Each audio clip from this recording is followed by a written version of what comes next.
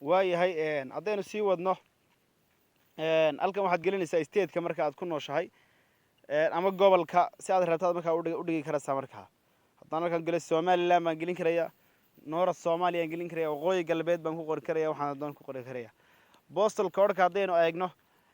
no postal code baad tigta saaraysaa markaa countrygana waa dalkii waa soomaaliya ayaad dooranaysaa markaa waaye country where you live today countrygaad maanta ku nooshahay soomaaliyaad ka soo dooranaysaa markaa soomaaliya ayaad ka soo dooranaysaa markaa waaye halkan waxaad gelinaysaa numberkaaga waana optional waadna iska dayn karaysaa waa iska dhaafi karaysaa laakiinse inaad gelisaa fiican adigoo raacanaya country codekaaga markaa haddii soomaaliya joogto plus 252 kadibna numberkaaga gelinaya markaa waaye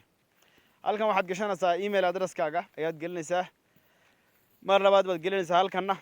halkan waxaad gelinaysaa highest level su-aasha 13aad what is the highest level of education you have achieved waxbarashada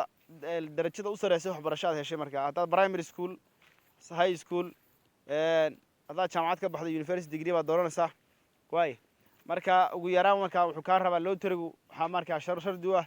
ugu yaraan haysta high school aadan wax ka hooseeya gelinba ayaa wanaagsan high school ayaad gelinaysaa markaa markaad u hooseysa gelinaysaa markaa waaye halka markay nimaadna waxaad gelinaysaa what's your current marital status xaaladaada guur iminka waa sidee markaa ma qof xaasabaad tahay mise qof aan weli guursan mise qof divorced oo markaa ay markaa kala tegay markaa oo maaragtay qof markaa haddaad qabteen aad kala tagteen markaa mid kastay noqoto waad dooranaysaa kaaga saxdaa si saxaad uga jawaabaysaa su-aasha beenna sheegi mayse runaad uga jawaabaysaa marka haddaad unmarried tahay unmarried baad gelinaysaa haddaad waaye marba kii aad tahay baad gelinaysaa markaa dooranaysaa markaa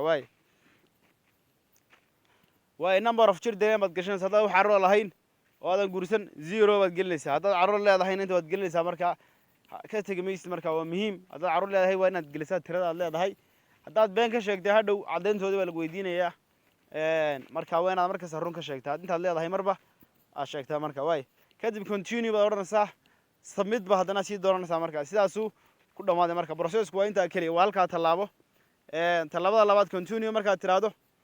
waxa kugu xigta waa submit inaad hubiso akhrido kadibna submit tiraahdo markaa waayahay insha allah intaasaan kusoo koobanaa assalaamu calaykum waraxmatullahi wabarakaatu